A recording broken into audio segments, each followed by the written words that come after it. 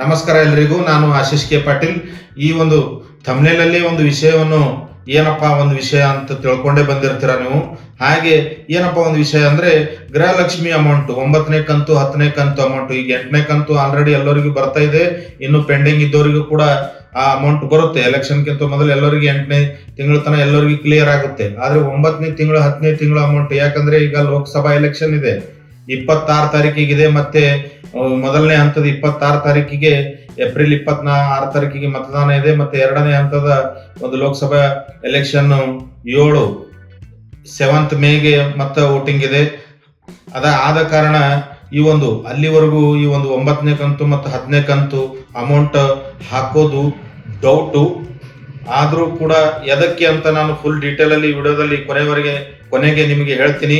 ಹಾಗೆ ಈಗ ನಾನು 2-3 ದಿವಸ ಹಿಂದೆ ಒಂದು ವಿಡಿಯೋ ಮಾಡಿದ್ದೆ. ಏನಪ್ಪಾ ಅಂದ್ರೆ ಕಾಂಗ್ರೆಸ್ ಗೌರ್ಮೆಂಟ್ ನ ಒಂದು ಪ್ರಣಾಳಿಕೆ, ಒಂದು ಮಹಿಳೆಯರಿಗಾಗಿ 1 ಲಕ್ಷ ರೂಪಾಯಿ, ಅವೆಲ್ಲ ಮೇನ್ ಪ್ರಣಾಳಿಕೆಗಳೇನಿದೆ ಕಾಂಗ್ರೆಸ್ ಗೌರ್ಮೆಂಟ್ದು. ಹಾಗೆ ಇವತ್ತು ಏನಪ್ಪಾ ಅಂದ್ರೆ ಬಿಜೆಪಿಯ ಗೌರ್ಮೆಂಟ್ ಕೂಡ, ಬಿಜೆಪಿ ಅವರು ಅಂದ್ರೆ ಮೋದಿಜಿ ಅವರ ಒಂದು ನೇತೃತ್ವದಲ್ಲಿ ಬಿಜೆಪಿ ಸರ್ಕಾರ ಏನಿದೆ, ಅವರ ಒಂದು ಪ್ರಣಾಳಿಕೆ ಪಕ್ಷ, ಬಿಜೆಪಿ ಪಕ್ಷದ ವತಿಯಿಂದ ಒಂದು ಪ್ರಣಾಳಿಕೆ ಕೂಡ ಬಿಡುಗಡೆ ಮಾಡಿದ್ದಾರೆ ಇವತ್ತು. ಆ ಪ್ರಣಾಳಿಕೆಯಲ್ಲಿನ ಒಂದು ಪ್ರಮುಖ ಅಂಶಗಳನ್ನು ಕೂಡ ತಮ್ಮೆದುರು ಹೇಳ್ತಾ ಇದ್ದೀನಿ.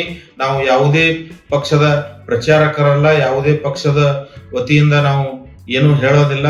ತಾವು ಎಲ್ಲಾ ಪಕ್ಷದ ಒಂದು ಪ್ರಣಾಳಿಕೆಗಳು ಬಿಟ್ಟಿರ್ತಾರೆ, ಆ ಪ್ರಣಾಳಿಕೆಗಳು ತಮ್ಮೆದುರು ಹೇಳ್ತೀವಿ. ತಾವು ಈ ಒಂದು ಪ್ರಣಾಳಿಕೆಗಳನ್ನು ಅಳೆದು ತೂಗಿ ತಮಗೆ ಯಾವುದು ಸರಿ ಅನಿಸುತ್ತೆ ಅದಕ್ಕೆ ಒಂದು ಮತವನ್ನು ಕೊಟ್ಟು, ಆದ್ರೆ ಒಂದು ಇಂಪಾರ್ಟೆಂಟ್ ನಾವು ಏನು ಹೇಳ್ತೀವಿ ಅಂದ್ರೆ, ತಾವು ಮತದಾನವನ್ನು ಮಾಡಿ, ಮತದಾನ ಮಾಡದೆ ಇರಬೇಡಿ. ಬಿಸಿಲದ ಅದು ಅದ ಅಂತ ಹೇಳಿ ಮನೆಯಲ್ಲೇ ಕೂಡಬೇಡಿ. ಫಸ್ಟ್ ಹೋಗಿ ಮತದಾನ ಮಾಡಿ. ಹಾಗೆ ಮತವನ್ನು ಮಾರ್ಕೋಬೇಡಿ. ಮತವನ್ನು ದಯವಿಟ್ಟು ಮತವನ್ನು ಚಲಾಯಿಸಿ. ದಾನಗಳಲ್ಲಿಯೇ ಮಹಾದಾನ ಮತದಾನ.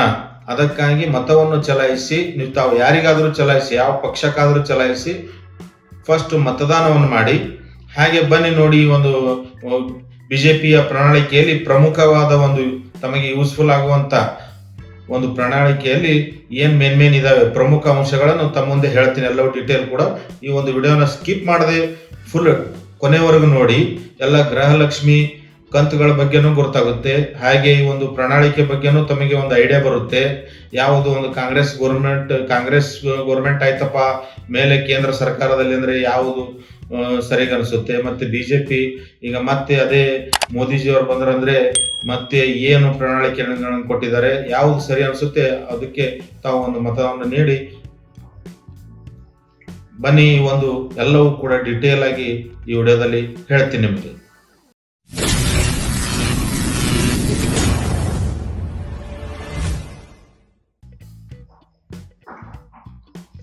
ಒಂದು ಬಿಜೆಪಿ ಪ್ರಣಾಳಿಕೆಯ ಪ್ರಮುಖ ಅಂಶಗಳು, ಮೇನ್ ಏನಿದಾವೆ ಅವರು ಬಹಳಷ್ಟು ಕೊಟ್ಟಿದ್ದಾರೆ. ಮೇನ್ ವಿಷಯಗಳು. ಯಾಕಂದ್ರೆ ಬಹಳಷ್ಟು ಎಲ್ಲದ್ರ ಬಗ್ಗೆ ನಾನು ಡೀಟೇಲ್ ಹೇಳ್ತಾ ಹೋದ್ರೆ ಈ ಒಂದು ವಿಡಿಯೋ ಒಂದು ತಾಸು 1.5 ತಾಸಿಂದು ಆಗುತ್ತೆ. ಅದಕ್ಕೆ ನಾನು ಒಂದು 5-7-8 ನಿಮಿಷದಲ್ಲಿ ಈ ಒಂದು ವಿಡಿಯೋನ ಮುಗಿಸ್ತೀನಿ.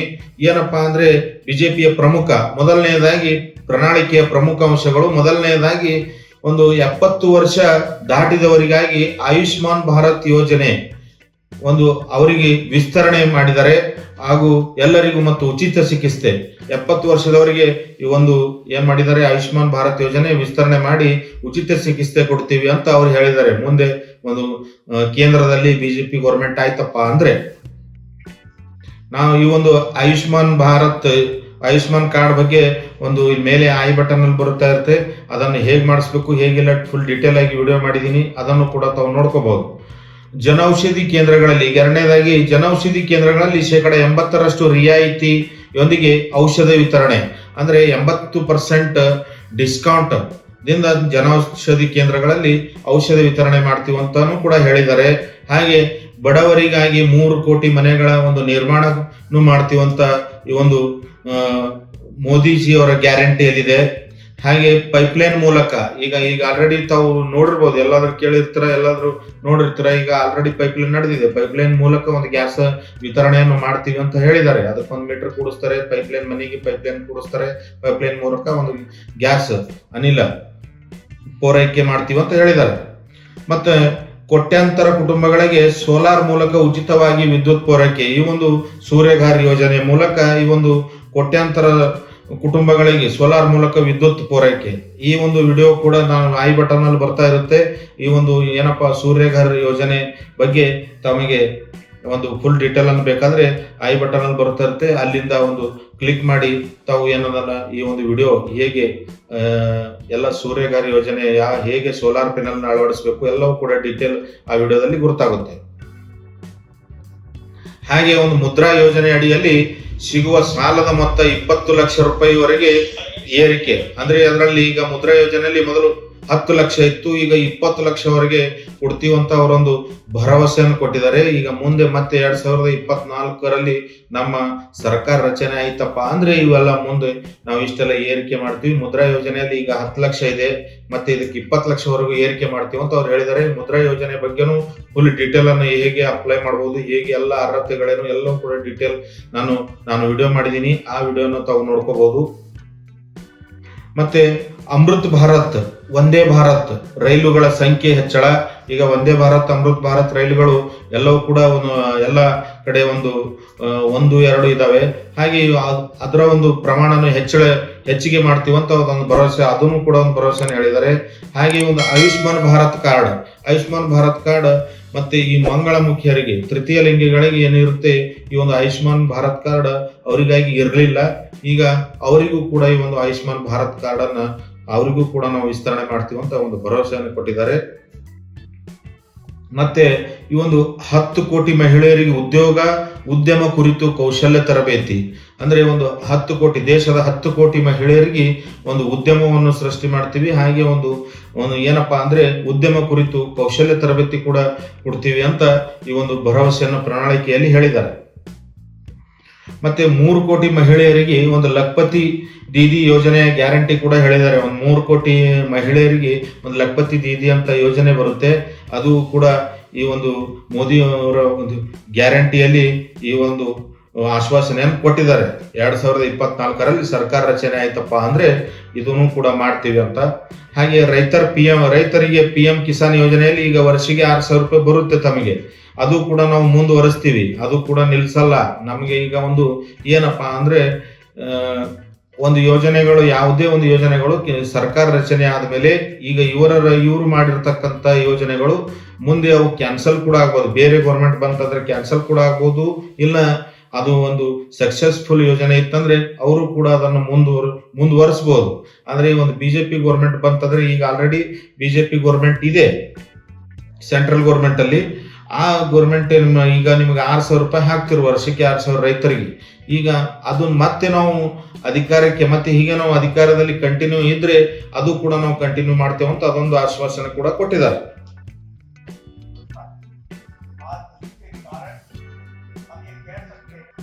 ಮತ್ತೆ ಒಂದು ಏನಪ್ಪಾ ಅಂದ್ರೆ ದೇಶಾದ್ಯಂತ ಡೇರಿ ಸಹಕಾರ ಸಂಘಗಳನ್ನು ಕೂಡ ಹೆಚ್ಚಿಸಲಾಗುವುದು ಅಂತ ಅದನ್ನು ಕೂಡ ಹೇಳಿದ್ದಾರೆ.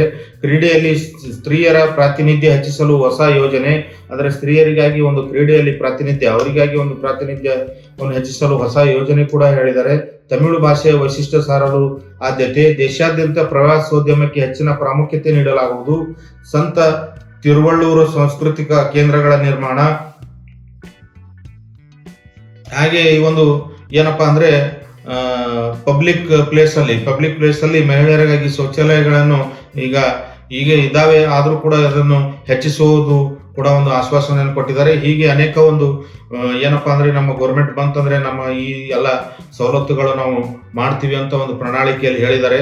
ತಾವು ಇವೆಲ್ಲ ಪ್ರಣಾಳಿಕೆಗಳನ್ನು ಕೇಳಿದಿರಾ. ಹಾಗೆ ಕಾಂಗ್ರೆಸ್ ಕೂಡ ಏನ್ ಹೇಳಿದೆ, ಒಂದು ಮಹಿಳೆಯರಿಗಾಗಿ 1 ಲಕ್ಷ ರೂಪಾಯಿ ಕೊಡ್ತೀವಂತ ಅದು ಒಂದು ನ್ಯೂಸ್ ವೈರಲ್ ಆಗಿತ್ತು. ಅದಕ್ಕೋಸ್ಕರ ಹೀಗೆ ಎರಡನ್ನೂ ಹೇಳಿದ್ದೀವಿ. ತಾವು ಅಳೆದು ತೂಗಿ ಒಂದು ಮತದಾನವನ್ನು ಮಾಡಿ ಈ ಒಂದು ಯಾರಿಗೂ ತಾವು ಯಾವುದು ಚೆನ್ನಾಗಿ, ತಮಗೆ ಯಾವ ಪಕ್ಷ ಚೆನ್ನಾಗಿ ಅನಿಸುತ್ತೆ ಆ ಪಕ್ಷಕ್ಕೆ ತಾವು ಮತವನ್ನು ಹಾಕ್ಬೋದು.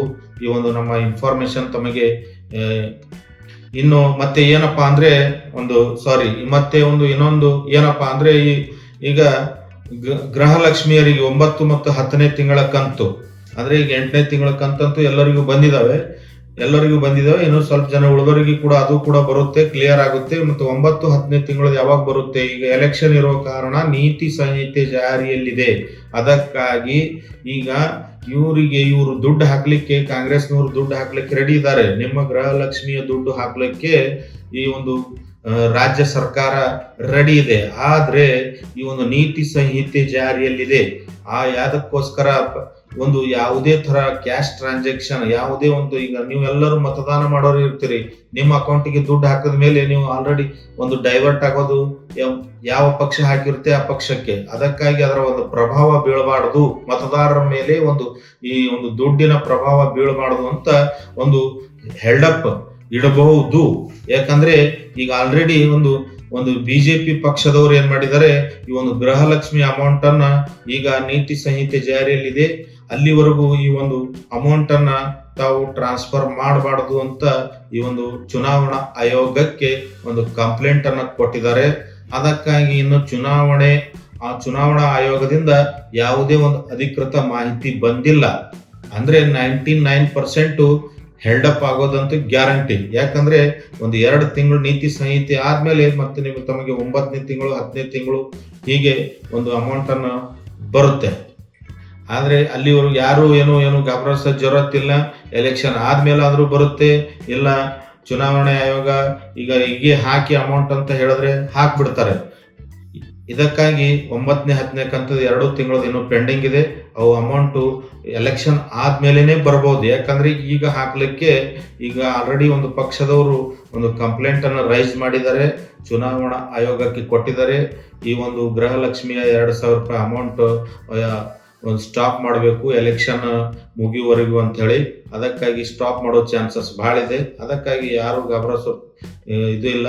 ತಾವು ಯಾವ ಪಕ್ಷಕ್ಕೆ ಒಂದು ಮತವನ್ನು, ಯಾವುದೇ ಒಂದು ಪಕ್ಷಕ್ಕೆ ತಮ್ಮ ಯಾವುದು ಚಲೋ ಅನಿಸುತ್ತೆ, ಕರೆಕ್ಟ್ ಅನಿಸುತ್ತೆ ಆ ಪಕ್ಷಕ್ಕೆ ತಾವು ಮತವನ್ನು ಹಾಕ್ಬೋದು.